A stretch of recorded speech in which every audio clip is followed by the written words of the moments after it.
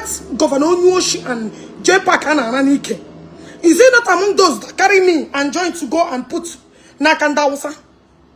Yaputana na koyeri. Owuna no mgbe that idiot nchiagala onye na ya n'ike ketasi ya. Owe no mgbo bira na Nnewi ya na Governor Onyoshi, that ex-convict. Una no mgbe ha pepe me arrest. Weren't you there? And I should your money. So that time they gathered. Somebody called Jpac. That he doesn't care.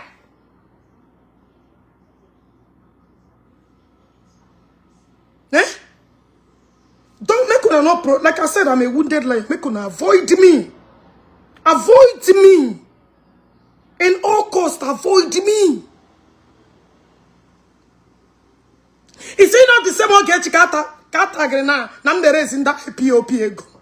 Let me play the video. Maybe una memory is very short. Nigeria Center last sentence. You want me to remind you? You want me to fucking remind you? Eh? When that Amusu and I go for the Onyoshi, that criminal, that bandit. Eh? If it may have been an update, Ogechi Okeke travel, me travel. If I'm gonna call you, are you make una avoid me, oh. Make una avoid me, oh. Make una avoid me. I'm a fucking wounded lion. Allow me to heal in peace.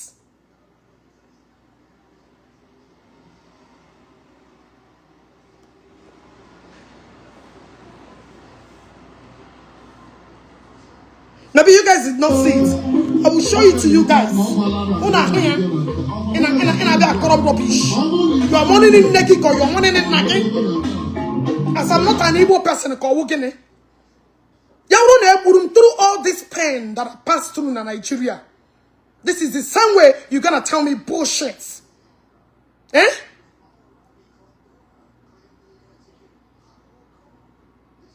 Not gonna avoid me, oh. Make una avoid me. I am a fucking wounded soul. Make una avoid me.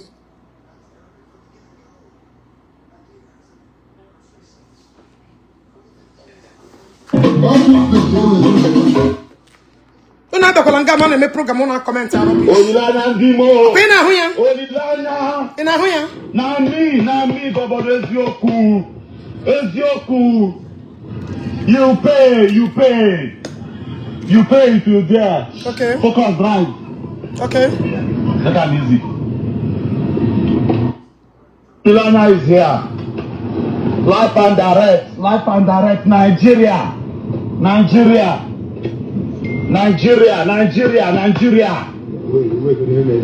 Nigerian police. Only the too much. DSS, now they too much. What are they too much? Let's go.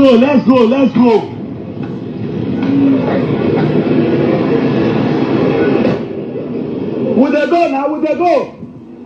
Gaga. Only if you get many people in the southeast, you pay dearly. Somebody should have made go many people in the southeast. Did you hear when one Amusu from Igbo land, Amusu Chineke Kere Borokun? Now maybe go many people in the southeast. What did you say about that? Just galo kwa mujirim jiyana kandugu. Ki me perono big bam gene. Kede ke chokek bam na. Enono madesa musushi na maybe go many people in the southeast. In the emotional one erase in the Jpac ego. Did you hear when he said that? Oh, ntinu meshi. When this Amusu and Jpac planned and came to Ebem, they made this thing. Oh my God! Just avoid me. Anything about avoid me. I know why I'm saying this. Avoid me. Happen to march on them natural. Avoid me. Oh. Let's go. If it's in Nigeria or America. Okay. Let's go. It's to tell you that they can do anything in Nigeria. When people now that Nigeria, anything is possible to happen. You see what I'm saying? I don't blame those that say they will not return back to East or return back to Nigeria.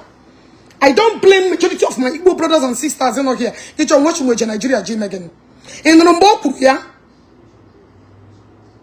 Oh, let me block you. Instead of me to distract you, let me block you. Come on, Shinga for you, son. Distraction, bukwegi. Distraction, buogi buonage. Oh yeah, fuck off. Shinga force, I will not distract you.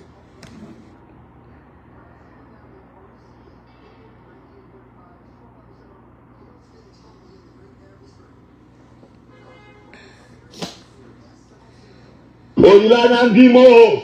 Olilanya. Na mi, double Eziokwu. Eziokwu. You pay. You pay if you're there.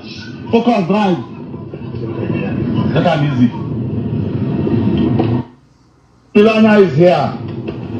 Live and direct. Nigeria.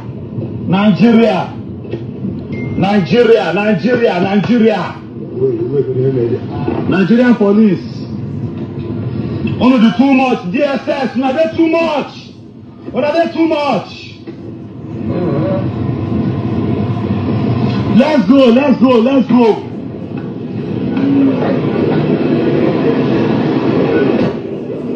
Would they go now? Gaga. Only if you go many people in the southeast, you pay dearly. Dawa. Let's go. If you're in Nigeria or America, let's go. Confirm, captured alive. They go. They don't fit Ryan. They don't burn that person for ya. They don't burn that for ya. Olilanya Igbo. Go like this. Jeremiah. Where the front?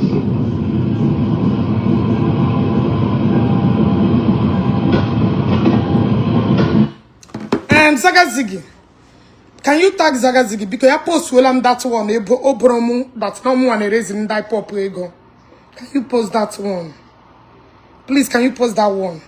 I wonder how this manipulating idiot Amusu Geje Pota Nebrem Mazinande Akwa. I wonder. You are the same person that want them to use because nation can go to jail me for life.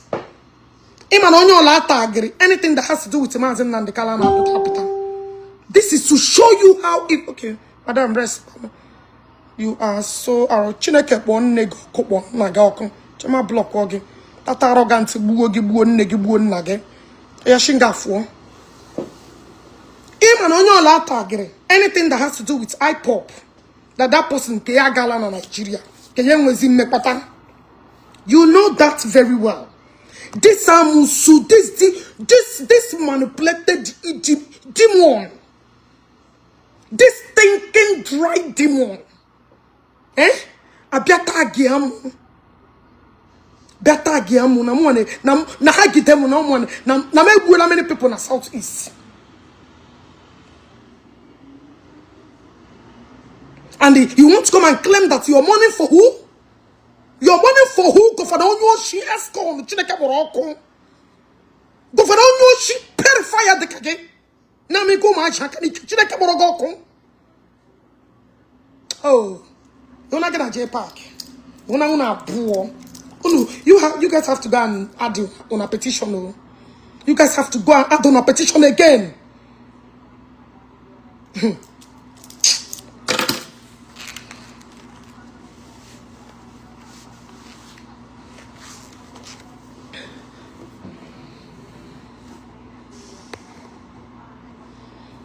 Join me on my TikTok. Let me enter TikTok. I him block Runu today, because I told him I get distracted when I'm doing program. Him block Runu today, Him block Runu today, Spiritual, I'm no here. Bet to shimmy. Him block. Maybe him comment ma joge man go wo yo nna gi. Ima platform ke. When Diamusu tag me, no one erase it. I pop ego. Where were you all? No.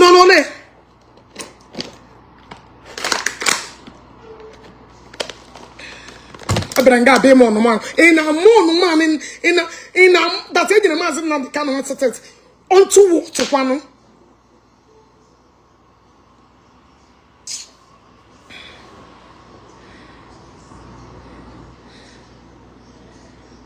Oh, begin with them a lock or Ogechi Meship Oga. Oh, begin with get them lock woman. Ogechi Meship Oga. Oh, God.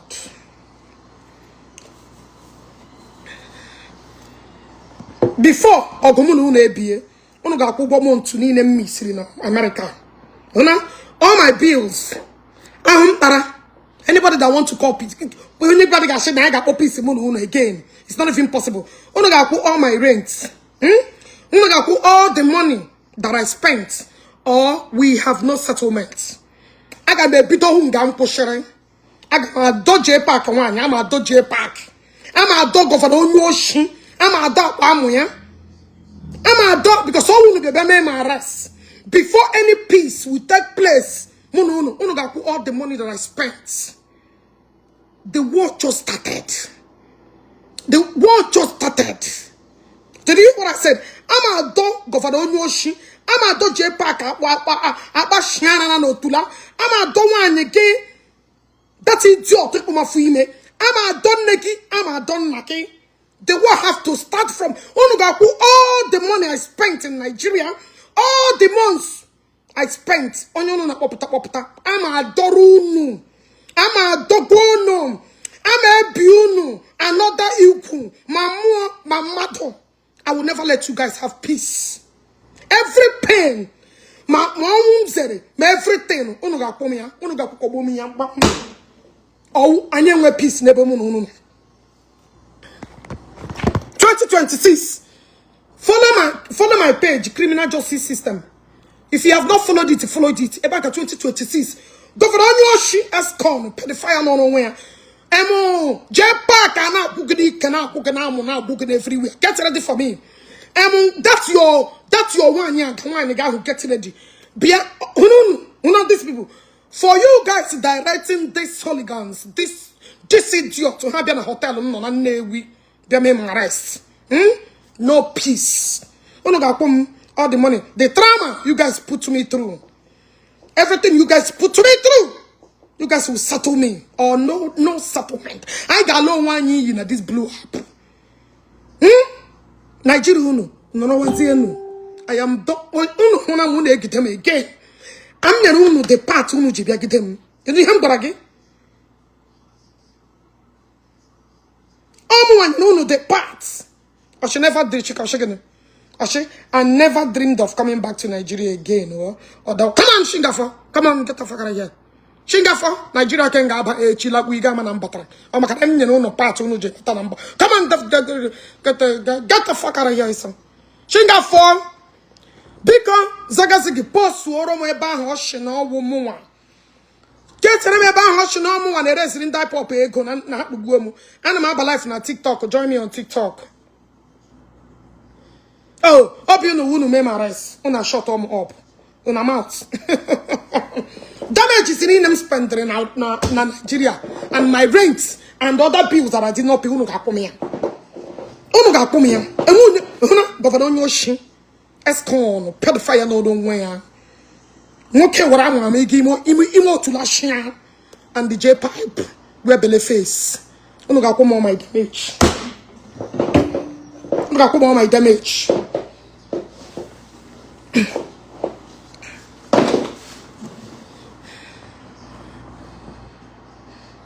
Saga 2026 got too much. Follow my page, Criminal Justice System. So you will leave your investment bukwegi. Investment. Come on, Shinga first. Get out of here. Investment bukwegi. Man will less survive to eat. Mazin and the kind of investment to your corner. Investment bukwegi. And investment. And I investment a Chinaka or that investment in the Jomo. According to the investments. That one I'm poison on them and I made investments. Now, investment book blocking the job shinga for investment. It's not me that make that money. Now, some investment book wegi. Channel pa share. Zagas give post well that video. In a you gave Mazen and the kind of life in prison. Are you not the one that said make them jail me because no one erased in the iPop ego? Are you not the one that said that you provide the video where I was raising money for iPop? Are you not the same bastard? Are you not the same person telling people that Ogechi, many people in the Southeast, and I be pretending to be who? Who are you guys pretending to become? But for a bandit, a criminal. A bandit, a born criminal. That ain't you know, she. Errand boys. Incompetent men, errand boys. No, I will block all of them. I don't want that thing. Unless I give one, I'm a block walking. If one, I will block. Don't even tell me anything. If one, I will block you. Don't ever tell me that. Please.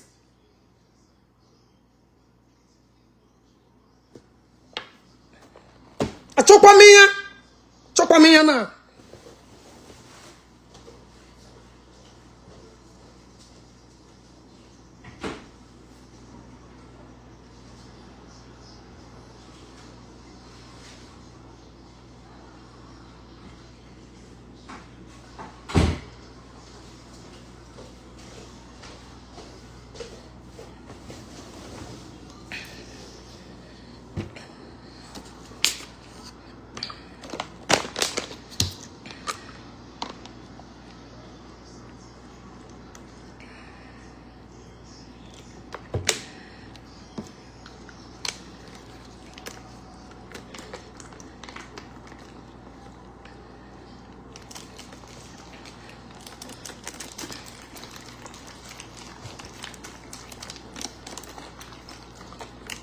Zagas give post for the video game. Okay, done. Thank you.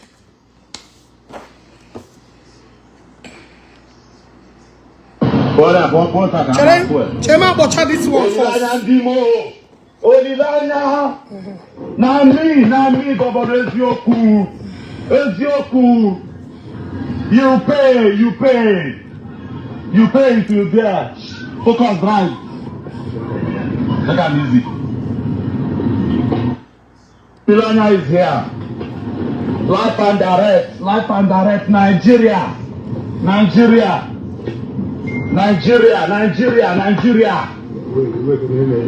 Nigerian police. Only the too much. DSS, now they're too much. You know, you praise the DSS that they are too much. This is the same hypocritical bastard. Amusu. Potarana bagi na the angry that Nigeria sentence Mazen Nandekano for life. I just don't understand our people. You are praising DSS for arresting me. Praising DSS that what they did was right. And you are here now pretending that life sentence in the Mazen Nandekano not bad. Hey. Excuse me. Who the fuck are you guys even fooling? Who the fuck are you guys fooling? The same DSS you are angry is the same DSS you was praising. Did they you because you are a very hopeless, jobless man? You are because already the occupied with your miserable, useless life. That's too much.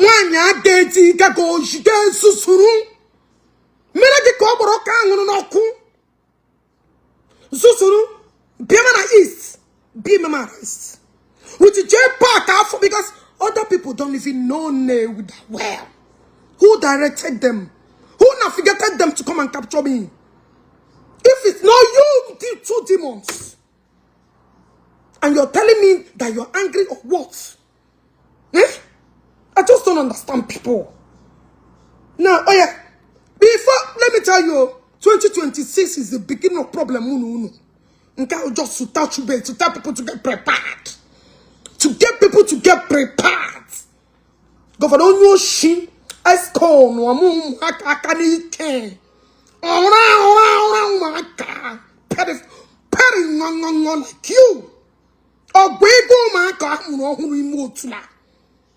oh, so you think you're gonna shut my mouth?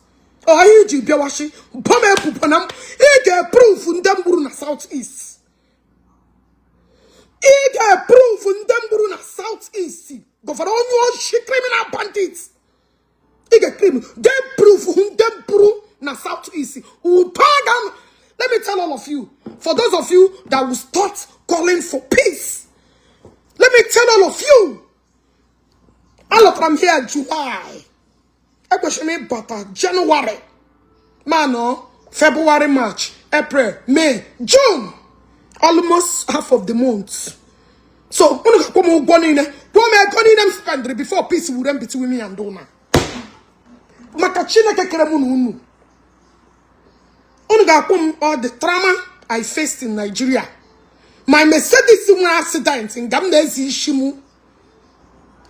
The money that I spent over 100 and something million in Nigeria.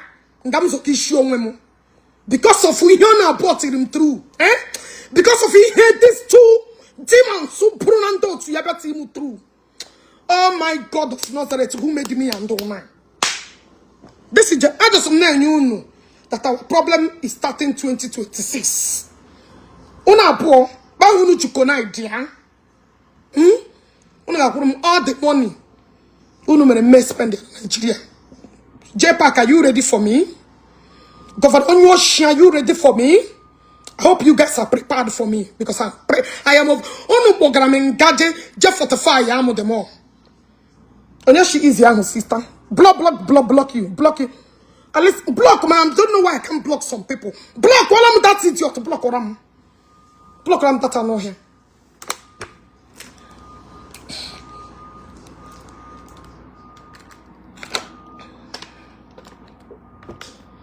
Lema get ready because because two jobless, hopeless men. Nigeria. Look, one US butter. She US yo une edinyo nyugu. Mana be hand on us. She have a boom. I was at the present when somebody called Jpac. Shia, Emakona won you buya, Jpac shot Karayam man on you burumu. No Karayam man on you burumu. Now, my question become, can be Jpac no line? Can be that or an guno to la pom pom potom pom pom? Can be that pom pom potom pom pom to run a shimmy? And I bop your can. What a spam joya for your rime. Came one of them, we are put on pium. Yan on social media. Oh, and what when a Jpac about a war? And what when a Jpac able baby? I hope I'm showing on ye. Biabia, pro Jpac, except one person. A man who destroy business on your name we buying. On your so many buying precisely. Jpac destroy business here. All the man many arrests. One day I walk a bell before ya. Now, in my arrest, Jpac was calling other people. Even call Reverend Mbaka. That's your petition. You see why I said I owe that man an apology. You see why I said I owe Mbaka apology. You see why I said I will come out and apologize to Mbaka. Because I know I offended him. And I will apologize to him. This man refused to put petition against him. Do you know that Jpac contacted Nwanyifanyoba Kobeti petition nation? The woman has shared that she's not interested. Do you know that? Do you know that this idiot was contacting people to come and pinch me in Nigeria? Kaboom. Are you guys aware of that? And somebody will tell me that Jpac, you know my intention of my father. Now my intention I'm on beside. Now I'm beside. I get bit of I got to play a video, okay? So we will start it. 2026 is our beginning of our problem. Una poor. Mbeshi na mpam na ederem di petition. Mbeshi na mpamu na amunu embassy children ma lock inside. Did I write petition against you? Mbe put a picture na mu did I write petition against you? Akwa wonu ma ke koga. Akwa ke kom ma koge. Akwa ke kom ma koge. Did I write petition to arrest you? Did I tell on you to come and carry you and put other petition on your head? Why did you Eririm June? These people went as far as get Tigam Manusova and I'm Guru the Nigeria, I'm Guru somebody 500 and something million naira transfer to another account. And some people will just say, okay, let go. Am I saying the water to be the name? Am I talking about what I passed through in Nigeria? Am I talking about all the money that I make 6 figures every year? I 6 figures come to make every year. I did not make shishi because of Undan. Because of Undan. And somebody will come outside to tell me what? What do you have to tell me now if I may ask you? Get a king and bomb. What would I forgive? I got my brother I'm in Nigeria. My daughter made surgery. My first issue in accident made surgery. Naka. I just even want to know where am I going to start to Bahala?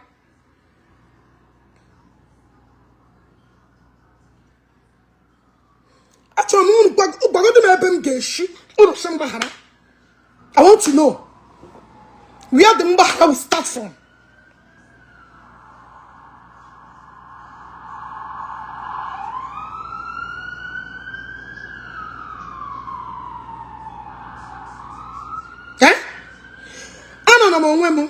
Jpac, when you be to trouble, Mona. Jpac, when you be Governor Yoshi, get a ceremony, and one got here. Oh, yes, ceremony. No, but one got here, go again and commercial and Bemnanga. One got here, go up again and commercial and Bemno. Oh, God. Everything that I spent in Nigeria. All the money that I spent in this country, eh? Now that fucking country, the same one go injury zoge, the same one go shigi hapu, the same man shigi hapu gabula one nigga one. Sorry, one nigga okay. The same man shigi don't destroy his business. He's your brother. Or the same man you later now run on commercial. Get a ceremony again. What started problem monarchy? Get a ceremony again. That you try to destroy business and one making okay. Shaggy, why can't you reach out to him? Or come to shame me here? Get a ceremony again. The same one go out if can be a father's burial. The same place can be a. You did not respect that. I came for someone, father's burial. Yeah, you came there to arrest me. The same one got can be my right skin and nobody should call me. Nobody should call me. I'm not here to pick up anybody's call. Nobody should call me.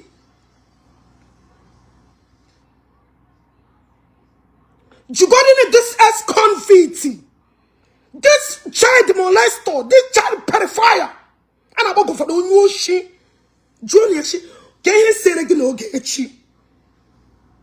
Up to let destroy business, wagon. Now, la business, wagon. I don't want to pick up anybody's call. Nobody should call me. Nobody should call me. Nobody should call me. With the same man, you should get happy. Your brother business to grow. Reach out to him. Reach out to him inside. Came at a problem. Obula crime and commit rebe Governor Nyoshino.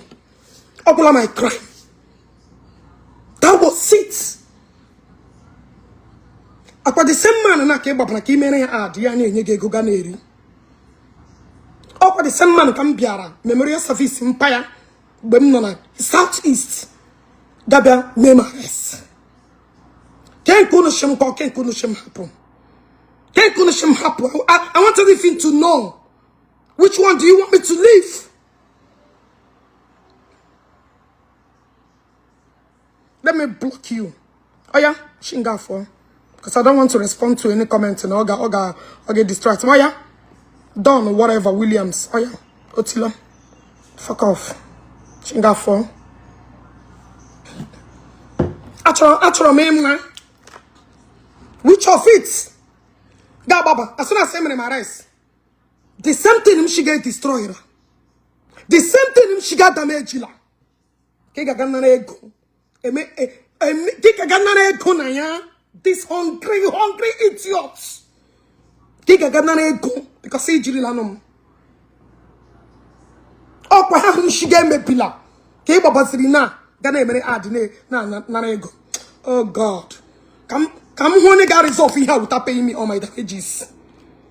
Come on, Ogechi Okeke without you guys paying me everything I spent. The time, the pain, everything. Our bills in America.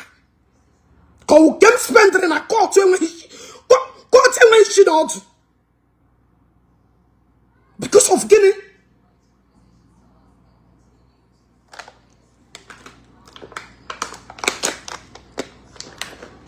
Let me play his video. Become. Let's go. Okay. One kona malidielu. One kona malidielu. Okay. One kena malidielu. Ikitana Messiah. Okay.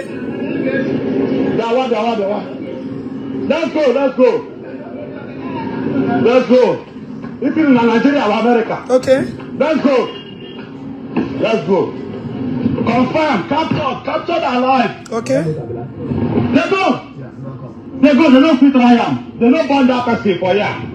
They don't burn that for ya. Oliana Bibo. Go like this. Jeremiah. Then in the front.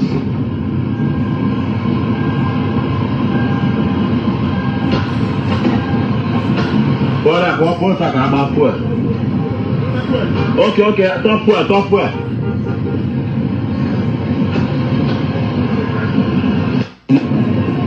Otaka Chinekedi.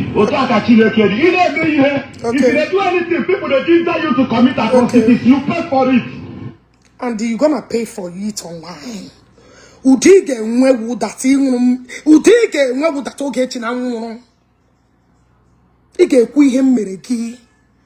The atrocity would that happen one negi nwoke ala business ya. But the same one negi nwoke na ke babana n'ime. The same one ke babana n'ime gana ego na emere hard. Oh my God. My heart is very heavy. My heart is very, very heavy. You pay for it. I use my life and challenge. Okay. You pay for it. Okay, she captured her life. Okay. Captured. Ndibo. Okay. Ndibo. Okay. Hello, hold on. I'll call you.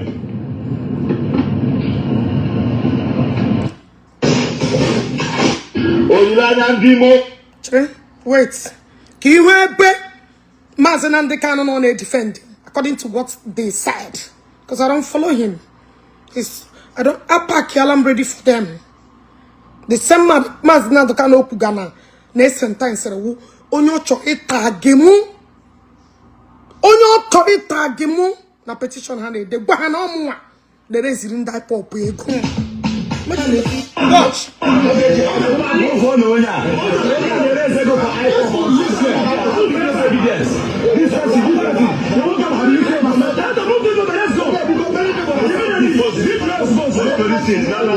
In Anoya, Namu and erase ego for Jpac. Any name that you attach with Jpac, your own is finished. He knew that as soon as you attach anybody's name concerning Jpac, Yarumi Ibegi or 1 sentence, a negative 50 years sentence. Now we go many people because some of that say Anna one the Jpac na hebula many people in Southeast. Diamusu attach me. Na me bula many people in Southeast. Everything. Agent destroy him man to kadisa musu tageremo. And somebody say Ogechi, let go of Ugene. You got this thing, come me again. Joya. Na me again. Joya. Na e putranashi. Why would they send this DSS you are praising? The same DSS you praising. Oh. Le kwa yana Jpac a function. Le kwa yana this musu the two evil. Le kwa yana this Jpac a function. Let's start from the beginning.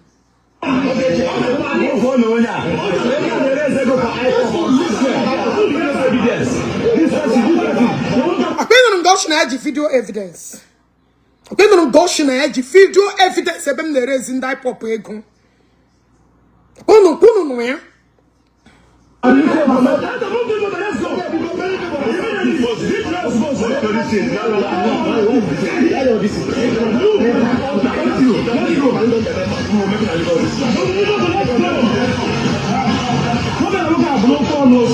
I want to get back and I'm working and one. So I won't work like you. So I'm your follow man. Working and working. Here we pay one go. This place is where pay one go. Taberamia memory service. Now hotel Mugara. Memory service. They did not respect one go. They did not respect the death. They did not respect anything. They came and arrested me.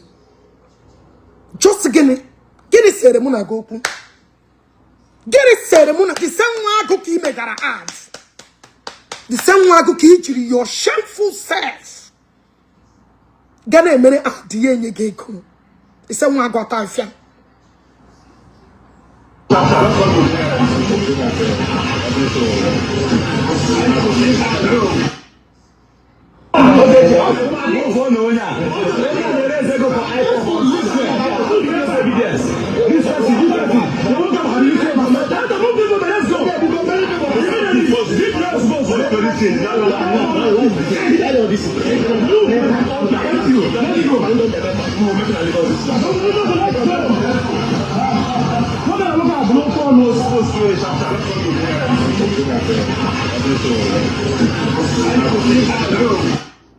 Now, akuna hugoya. Kuna jilanyo no huya. Now this ESCON governor no she this pedophile. Onya na we go man shaka nike. Mere ojiri ganga for 2 or 3 years na Nigeria. I convict here ya. You don't convict you, not just detaining like a very dark man. Detaining like Shoro. Those ones are just reminding. Onya convict ya ganga to molest so much. Get a ceremony, this governor criminal. Anomo, yeah, be done about wagon. Never could wago. Putremoto area go. I get make a show. Makagini, get an ass on here. Yeah, the coron or coaching wagon. That was the only thing. I'm not now. Oh, blues on Namashe, poor you bo. Yajiron for this ad. The corner on one go ad. I never knew. My boy, I'm private to share. Mwago is your brother. What you're supposed to do, will you reach out to him? Or then mama to build the child business. Una total business and mama to destroy ya. Onye gwara ne udoko gwara yoko ojo. Onye gwara mmadụ okwu o gwara yoko ojo. Ya put next time machia. But echemma gwala m this thing. Echemma gwala m this thing. She happen this is if he continue all this thing. Mwago did not ask me to defend him, but I found that he was a guy. Like this summer best, I had to throw lamba na dodge. That's how it is. Business always sometimes game with problem in the business. When you're not straightforward in the business, sometimes you get which everybody name a business. That business won't born like straightforward. If you have source of income here, why are you trying to destroy this guy? That was the only thing I did to this guy. Yeah, na egbuola many people na Southeast. Otakrim nam so nde na egbu nde mmadụ na nwu ndai pop na egbu nde mmadụ. That was what this Amusu tagged me. That was what this Amusu tagged me with Jpac. I had she happened their various homes. Biana Newi, Abera Mumadu Memorial Service.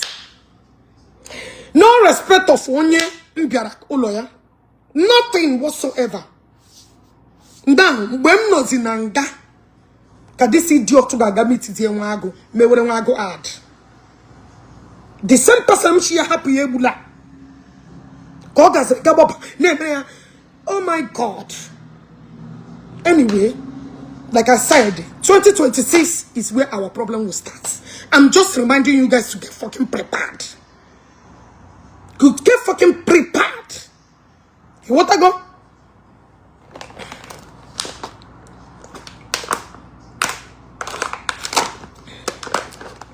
Not only that, yana abam nam China, Nigeria or America. You see why many people don't want to come back. You see why many people vow to come back to that Nigeria. This is the only country and they just threatening their own citizens. This is the only country but an threatening again. This is the only country to tell you that whether me like I'm a lock, we will pinch you and we will bring you down. Gina madi begi Mario no hate Nigeria na threatening again. Especially in them abroad. Especially people on abroad has become their source of threatening.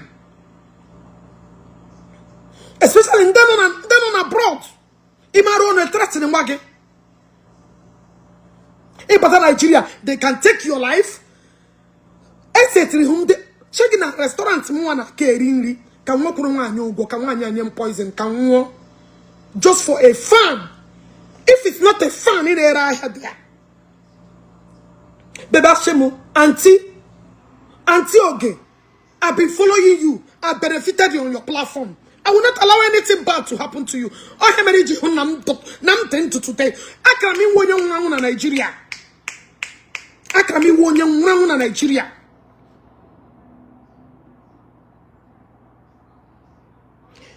Mercedes is problem. One accident. May brew my other car. The Mercedes is a problem. My brother, bro, the Mercedes got repair. Hey, chain, I'm none of that Mercedes. They were able to want my driver. Now, boy, now do you no. Now to my driver, back, I'm not. This is what these people want. They planned it. I won't buy a court. Hey, people got that bum or gunime court. What dress is Hazomu? I won't be happy and a woman seed. Don't be had you, get him in a court.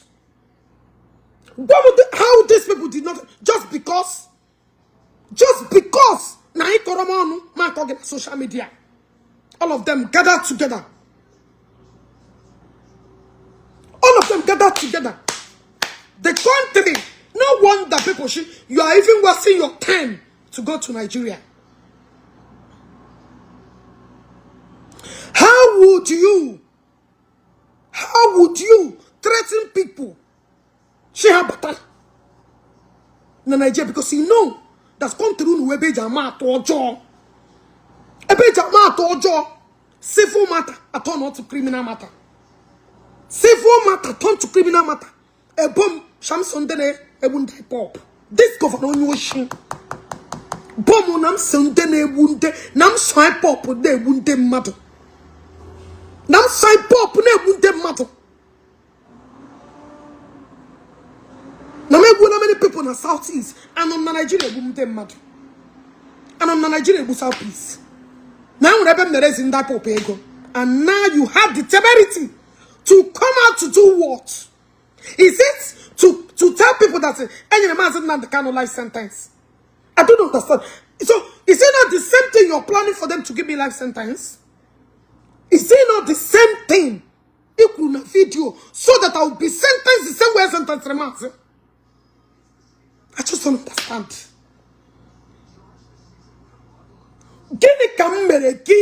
For you to even talk about such thing. For you to even think about such thing. To touch my name. Many people. one erasing that pope ego. And the people let it slide. Oh, yeah, if it's not God intervention in my head. If it's not God intervention in my head. Did you know what these people put on my head? Did you know what these people put on my head?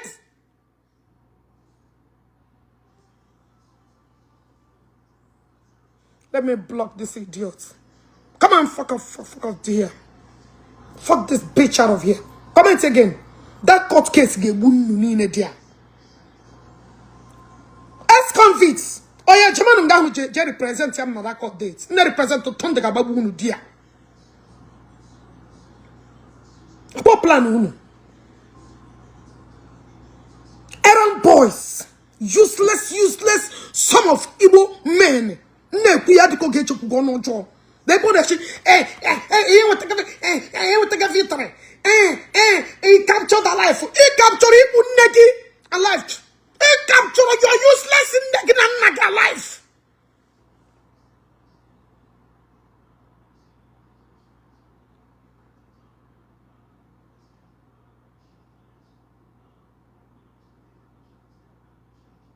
Plant all manner of evil. Plant all sorts of evil. The same one gonna come. Are you in here? The same thing is just from them in my eyes.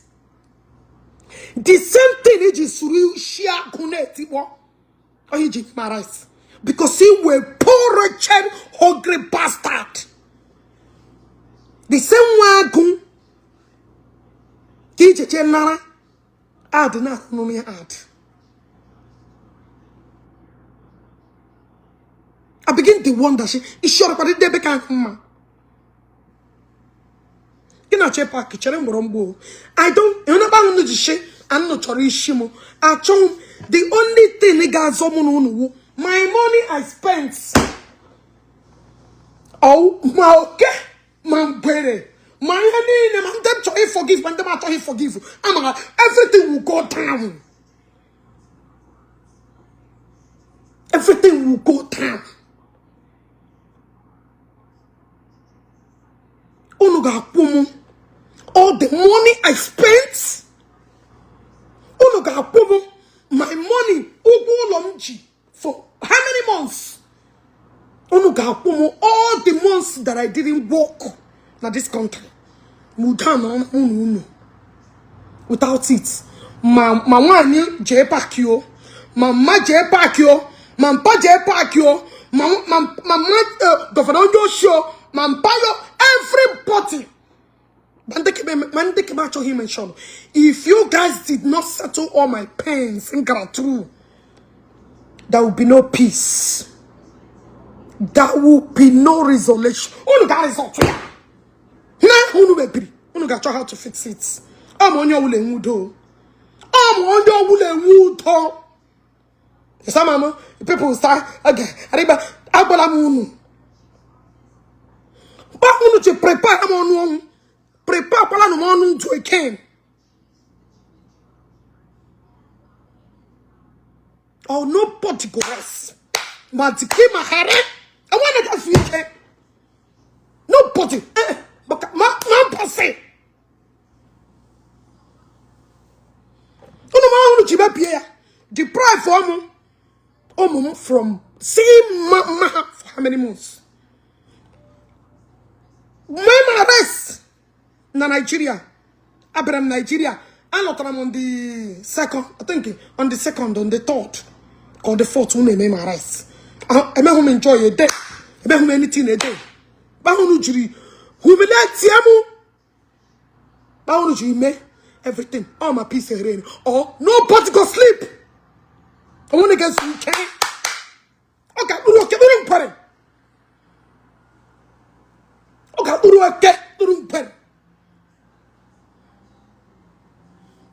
can play a video I made the other day, then I reposted it today.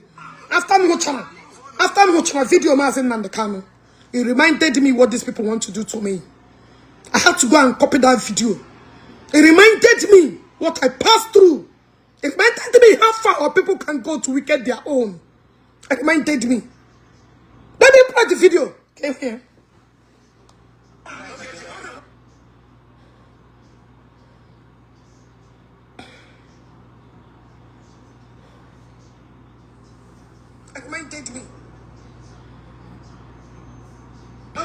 Let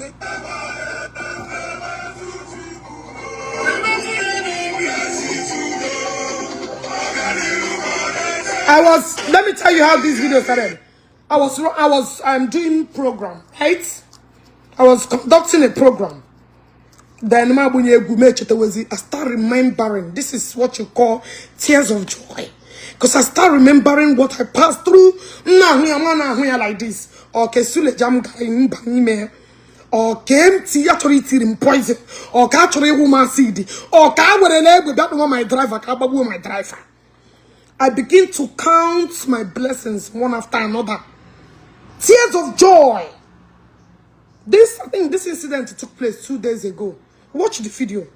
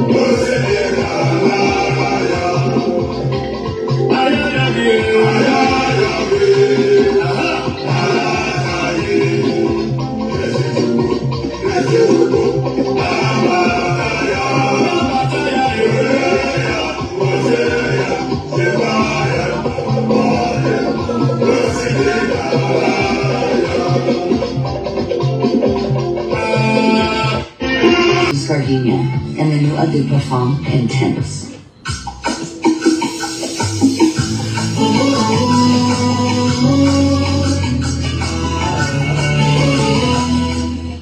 You guys don't know what I went through in Nigeria.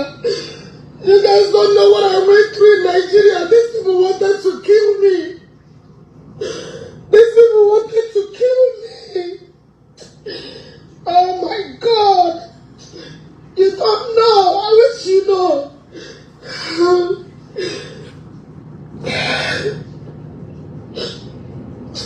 You people don't know what I've been through in Nigeria.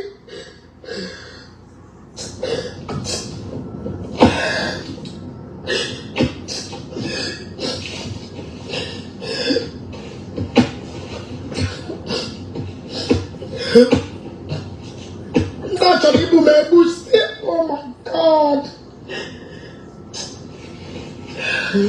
Just from Kellerem Chineke. I wish you knew. From Kellerem, my God. That I made it alive is not my own power. But God decided to save my life.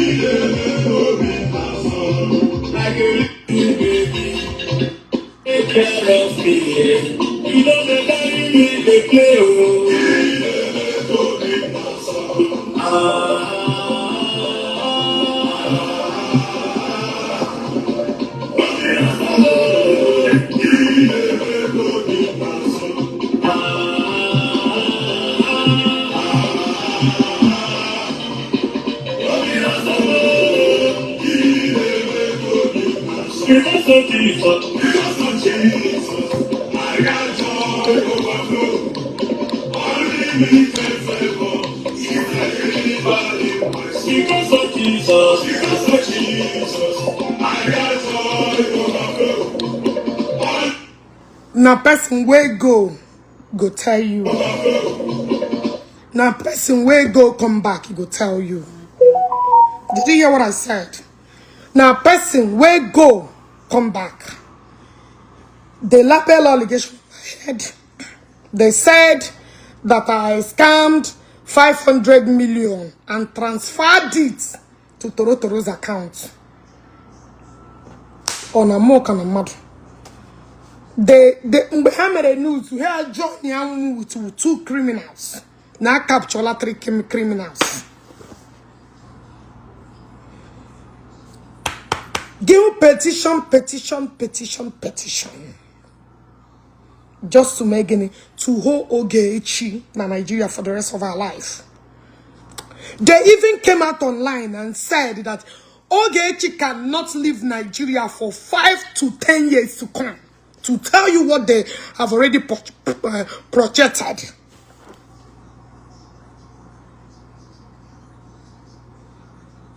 So, when people say, I start to wonder. Ekoromono, ma koge. Jpac ekoromono, ma koya. Governor Yoshi or ma shawo. Nampamo na aramu. He said in my pardon, the videos are here. I will keep playing. Because Zagazigi, keep those videos intact. 2026, Gary too hot. You call a mama koge. Amazim ke inkoroge jiremo deeper. Get a shemu. The same person got a memorial service in Naya. Wonye, Mbakurunga. But I remind them Nasuleja with the same person. Ebarazo, Gamma contract, memorial contract. I just don't want my anger to escalate. I just want it to be directed in one angle. Unuge settle. Unuge settle. Unuge settle without it. We want peace. Unuge settle. Everything that I have lost, all of you will settle me. Next time, that wickedness does not pay. Jpac, how many people came out on social media? How many people wrote petition against you? How many people wrote petition? How many people na Omaha? And when you should not get Chabelabaji police in Buria? How many people na Omaha na social media? And when you should not get you a delay petition? Man, feel like you feel you know. And when I get you my delay petition, Nishi and Ambra be may arrest. Nobody.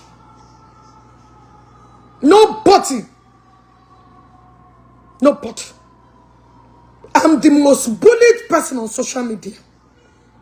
And a bully, a bully them, a bully himself, born children. And one of them call the police. And one of them somebody, Jamanam Judge of Alamonia, or what I go, they come and make up 5 million. She get 2 Manamonia, Bodamonia. And one of them many. Have I done it to anybody? So, Kayman did this demonic. Kayman where this dubious and malicious heart to come and destroy me. And when you're not rebana, come on. Some people get back comments about block walking. Because someone on social media, if you can't take the pen, you got poor. Somebody can raise up today. I will be called a group page here. There's nothing I can do about it. There's nothing because all social media cannot. Only if you know that he is jealous of this person, he hates you, maybe this person they may hear, he gave me. Some people they put him 24/7. Now come. And what position may police or there a petition in Nigeria. Or even target the person. The reason why I arrested Khan because they went and arrested Wangam. They went and arrested Wangam before I arrested Khan. Or just Megwara. Did you see me? It's when they arrested Wangam, Njituma Khan.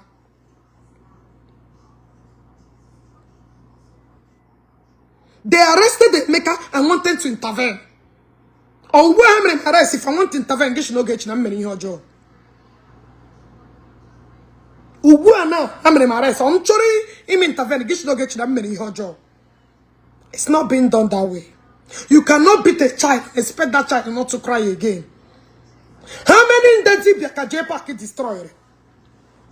How many people name any here Jpac and Atria? Every day Jpac will evangelist Buko Binono. Every day I will. And when he also Jpac and I know we destroy mad na blue app. And when about just crew page, yeah. Kamji lotazie, yashi what can you be on? We will see. Let's get ready for 2026. Oga the call Webube.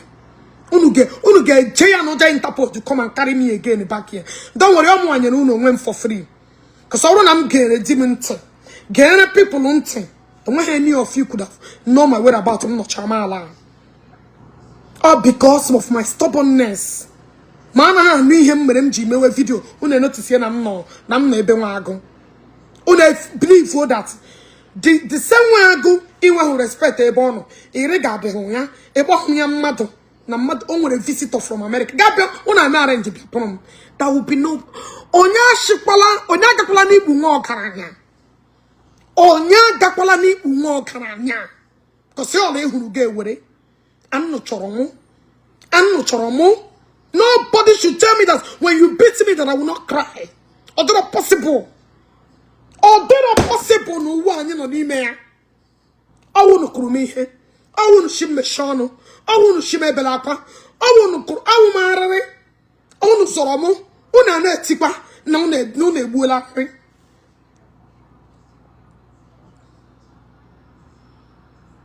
Yeah? Every day, I got draw evangelist because be na doya. And one way baby will give you cheer. How did you grow your page? Umada like about war. Mamba zegi kegi. Because I should get a bono grapono, musiono, mechiono. Bono gazi pono, musiono, mechiono.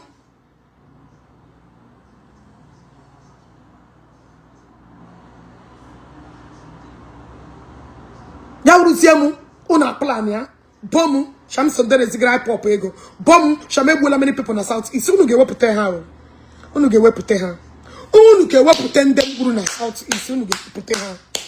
You guys will provide in them buru na south east. Unu ge wepute. Oh God.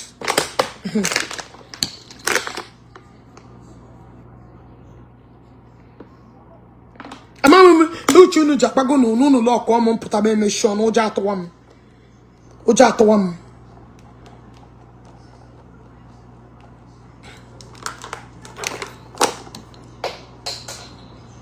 Obi I remember today. I am not happy at all. You can see my mood. I am happy. But I just have to throw this thing out here. On a Cuba Saramas, is it not the same as your target? Kenyan life sentence. Is it not their plan? Is it not what they planned? Is it not their plan? Ano manga. Don't not shimnime. Gaga the same place, the same business him she get destroyed. No one help many in Igbo. The same man him she get happy again bulaya. That was the only thing he said him go. Not buy anything he said him go. The same man him she get destroy la one making work can make a business. Oh, the same man after arresting me, after coming to his house, no bear arresting me. You still went that business on your eh? That business on your I know why I'm holding back many times. I know why I'm because I know why I'm trying to hold back many fucking times. I know why I'm holding back. The same business. It already destroyed. Man should get destroyed. Came back to go and do commercial on that business. Oh!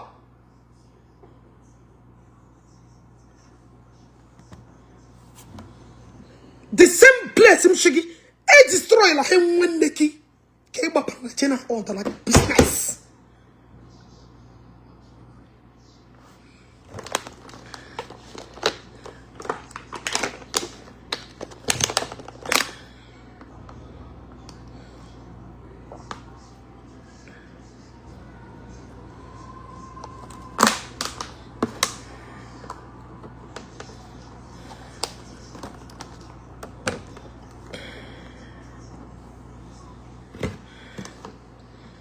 The Facebook I gonna happen. I'm on TikTok.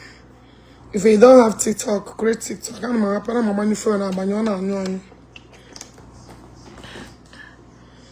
I'm on TikTok. That's my TikTok account. Queen the line. I pin there.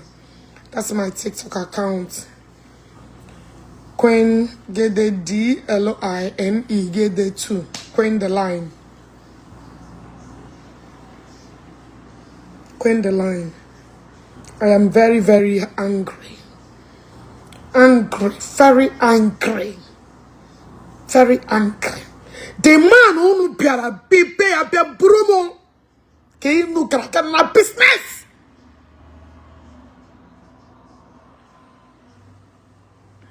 As somebody will tell me to endure what?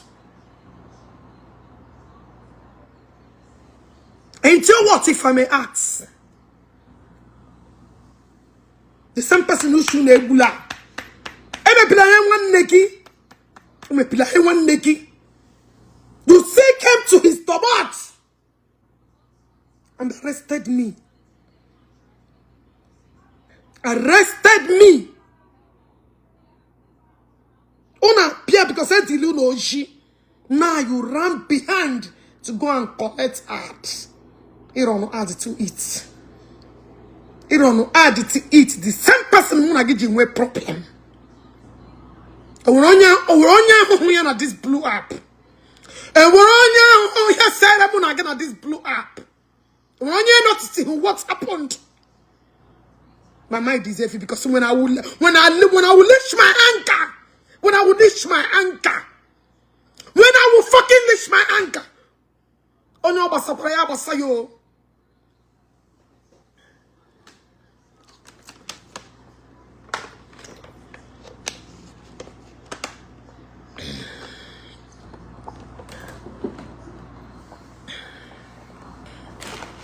Guys, follow me on my TikTok.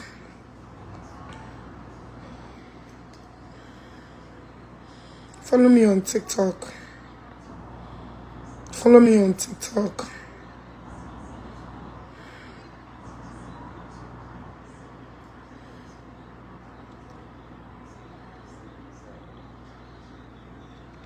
Follow me on TikTok. I'm on TikTok, please. That's my TikTok. Follow me on TikTok.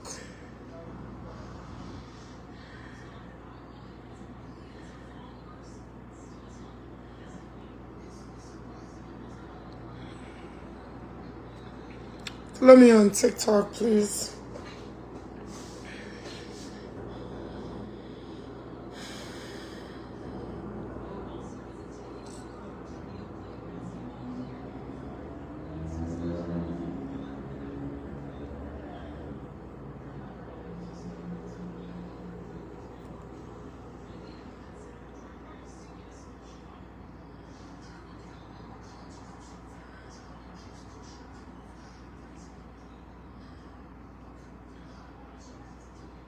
Follow me on TikTok.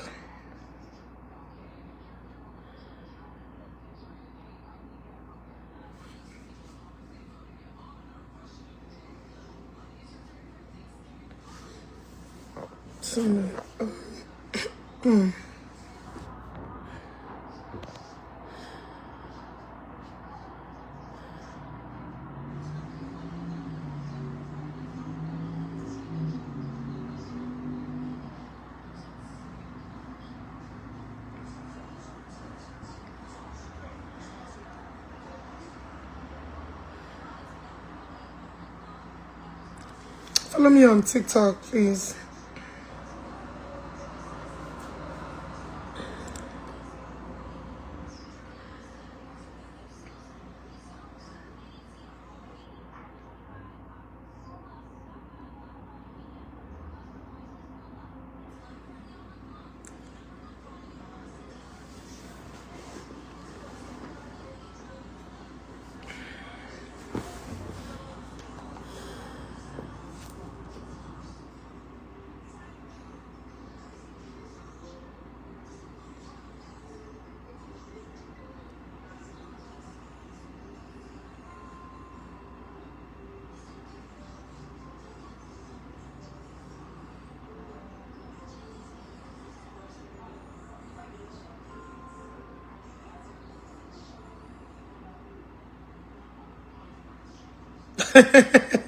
Alex, you better come TikTok.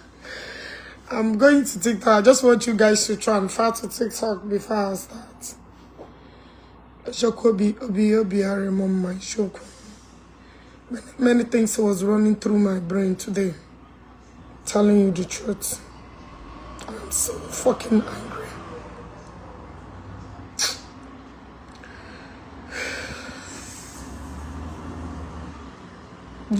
Go to me here, what you give me that will counter what I went through in Nigeria. To encounter what I went through in Nigeria. If it's not Governor Onyoshi and Jpac, nobody. I'm gonna nigga belly that place. Be anything. These two demons. If me and me are break you this blew up, eh? You break you this blew up, and what on against weekend?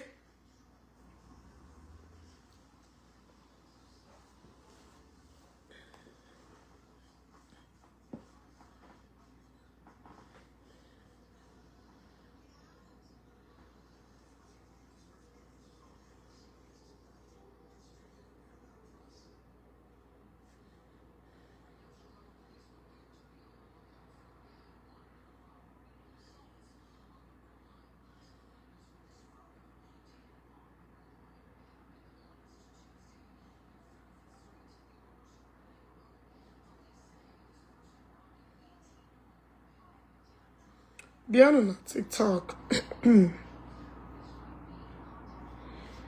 Sorry, I didn't even know that you guys are requesting. Sorry. There were no. Ogechi Njaka Okeke Njaka. Jpac.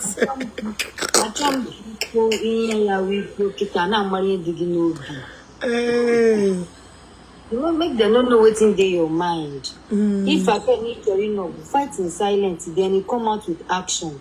Nah, I don't care about you. As it is now, I don't give a fuck. I have to be honest with you. No, I understand. As it is now, I don't give a fuck. I understand. I don't give a fuck. I have to be honest with you. Nobody like Give a fuck. Good evening. Yes, I understand. To be honest with you, I understand, but you try to do anyway, but there are some battles that you need to fight them in silence. I want you battle I'm not fighting. I will open here. And when you guys you can blew up. And when you guys you can blew up.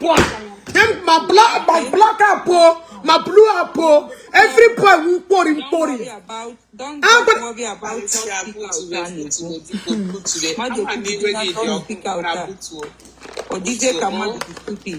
Actually, when you go, my I got a little anger in the betrayal is too much, but Butu. I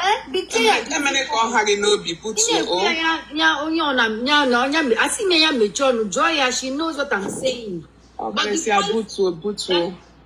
the point is, this is not. You take the people to the realm where they will not have power over you. You understand? I know what I'm saying. She's not everything. Yeah. Ogechi. Chief. Amamo. I don't know. Chief, thank you so much because me say by show. Everyone is here. Amamo Dembaru. Nah.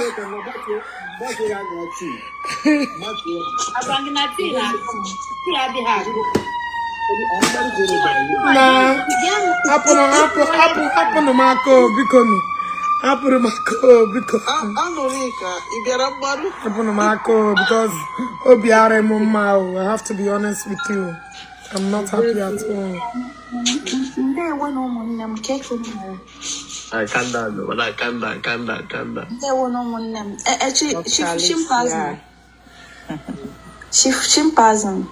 Is what the Chief Chimpazan. nwanne m nwoke ka mere. Ụmụ nwaanyị ndị a na-enye advice kedu ihe anyị na-ada agwa ha ichetala ya onye ọbụla bụrụ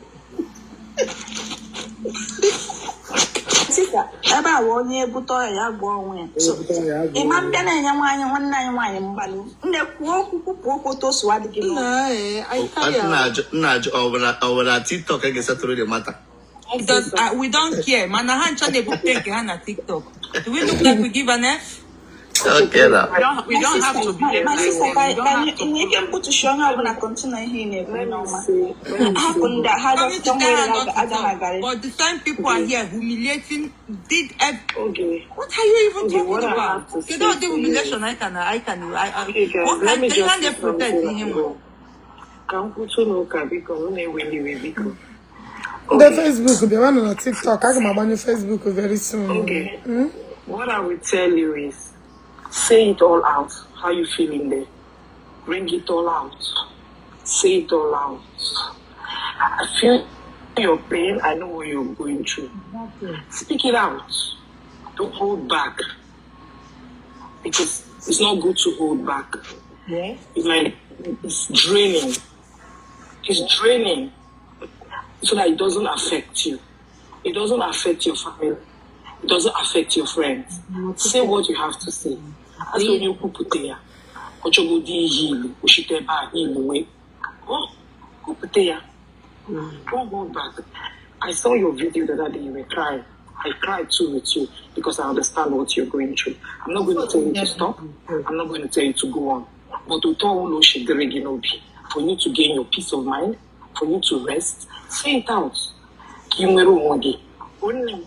Say it out. Don't hold it back. Because when we keep making a lot of things, bring it out. Oh, my dear. It's well. It's well. All right. Thank you so much. All right. Good night. Good night, my dear. I agree with you. We all heal differently. Like me personally, I don't heal with keeping quiet. I say it out and then I get myself. As she said to you, Sister Oge, do whatever you know you will do to clear all this from your mind. And because what these people put you through is mental. A lot of people don't know nothing. They just nothing. They don't know nothing. So whatever you're going to do to find yourself, to heal yourself, do it. Like me, I don't heal by keeping quiet. So, but everyone is different, as she said. Whatever you're gonna do that will make you feel okay, do it. That is it. Okay. Firstly, whatever be the case, my sister, I sympathize with you. But let me say something here now. I'm not here to make anybody to like me or hate me. We have 187 people now watching the live stream. These 187 people have their problem, have their issues, their problems. Like the other lady said, it's okay to say something now, but me, I don't believe in public validation without solution. Yes, so I don't believe to say things to attract pity, to attract clapping. At the end, no solution. Exactly what I feel. I hear my point now. This lady now, to be honest with you, I don't even know what transfer. I don't even know what she's saying, but I don't care to hear. Advice I want to give her now, she have a friend, she have family, she have someone she can confide in, that she can talk with to get advice from. God bless you. I hear my point. Telling somebody to speak up or talk. You don't know what is happening. You can go to the comment section. My brother, if he happy, I go for money. If he happy, your money. You don't know. Do you think we are talking about? If he happy, your money. Happen, I go. What are you saying? You are saying what you don't know. Let me finish now. And I don't know what fight. I'm not here to fight. Now, whatever happened, what are you saying? What are you saying? Whatever that happened, in as much as she's still alive, You don't other people know, have bro. experienced it. You don't know nothing, and you say Okay, now, okay, now, okay, about now. family Okay, now. matters Let's here. assume now. Let's assume now you know her too well. Do you know that the best thing that you can do for her is to inbox her, have a private conversation with My one-on-one, brother, and give just her your own don't worry. advice? We don't know. Do you know that? Say that because you don't know this case. So what just me don't you worry, saying? my brother. Thank you for your advice, but it's not what you think. My brother now, what the enemy happen We here? are here to continue. We are Yeah, here. so go to the comment section. My brother, what the enemy? Don't you know family issue? Nothing. My brother, You don't understand what me I'm saying. my I'm brother, not saying channel you shouldn't- family issue. Man, all social media war. I'm not. My sister, even you, in case you don't know, I don't know if you maybe you have been watching only social media ones. So you too go to comment section and ask questions. No, you you guys don't should need just to not go come that here way. and ask questions that don't make no. sense. You don't need to sound that way. No, but listen. No, because you for a woman like a woman like Ogechi to come out and be talking like this, and you take Yeah, your listen. advice telling her to keep quiet and don't say what do you mean by that? Nobody told her to keep quiet, my sister. Let me tell you something. Let me just tell you something. Oh God, Dana TikTok. Make una come TikTok. Eba ja do do. TikTok ja do. Oh God, Dana ebe. This one that everybody is talking, you are just hammering everybody. No, relax. No, my sister. Behind the TikTok. Listen, he just explained something that he don't know what is happening. When you don't know what is happening, Me as a friend, come up and Behind the TikTok, I'm a banning you very soon. See. You don't get the point. You know. I am saying. You know one of the problems most of you have. Most of you listen to attack without getting a point. Do you listen to what I said? I said that. Behind the TikTok. go to your family. Behind the TikTok. That is wrong here. Okay, continue. I'm okay, continue. I'll go to the comment section. Don't go to the comment section. This matter is 8 years or 9 years matter. Where do you want us to start explaining? Let me tell you something. I'm not a church fight. People me are more than Oh God, Dana. what I'm saying is this. Listen, let me explain to you. It has been long I laughed like see, Hey, Chineke. calm down. Everybody telling her calm down. This is a calm down that messed everything up today. Everybody take that right now.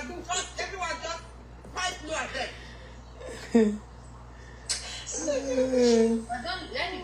You are making this. You are sounding. Open TikTok. Oh, now. So pay back. Pay back. Oh, yeah, no. Shouting. It's okay. I beg. Allow him to earn his view. He has his own right to talk. Exactly. You Everybody. understand? I am not if he happen ya. If he happen ya. If he happen. This is not family matter. See my skin, beautiful. Then I'm beautiful. Beautiful. Then I'm beautiful.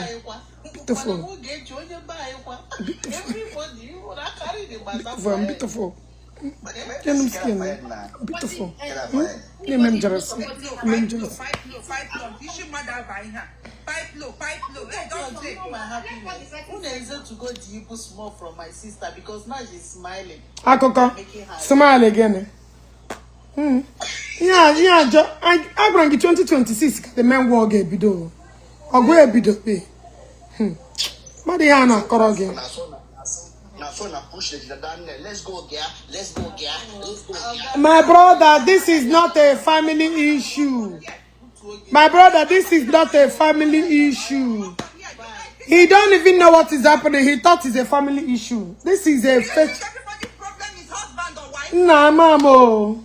Please go and study your marriage and get from this place.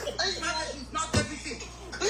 My brother don't even know what is my brother is not a marriage issue. Husband, everybody they find wife. My brother is not. My brother is not a marriage issue. Am I Regina Daniel's mother? What it concern me concern Regina Daniel? Do I look like person when they give advice for marriage? And that's what I know. My About reality, you don't know what this lady of marriage. Who gives an F about marriage? That's what I say. He thought it's a family issue. Because I had where he was directing his own conclusion to. He did not know what is going on. So he thought people are telling me not to say about my... So we take that Daniel. What is concerning Regina Daniel? It's not my problem. This person that is talking now, if you guilty, right? Please, you need to take it easy. You are not helping matters. This man is not talking well. We all knew. Fine. But the way you are standing, you are making it look as if you are fighting everybody. No, my sister, do you know why I'm angry now? All this, some people think everybody's problem is marriage. What is marriage in Daniel? I even know the way Ogechi is going about it. You see, there's somebody that you just let him talk his own and go. Let him talk. I am just happy. Because I know he... That is how you guys told Regina Daniel. Do I look what it concern me? Concern Regina Daniel? We are not going to Regina Daniel. That was the first problem. Let's just leave that matter. But he didn't...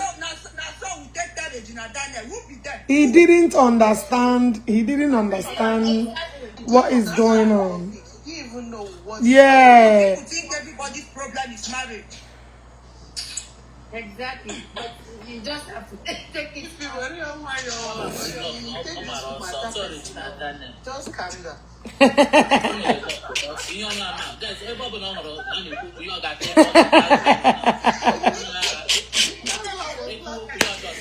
Oh God, no mother. Exactly. That's why I knew that he doesn't understand what was going on. When he said I should take you to my family, that's when I knew that he's kind of confused. He don't understand what is happening.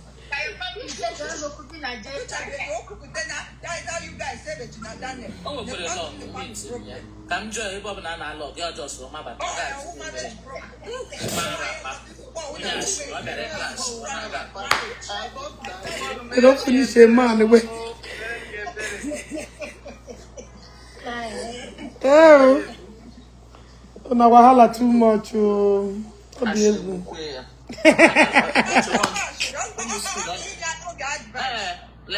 advice. Marriage saver. The only man that will save marriage is social media. Come on.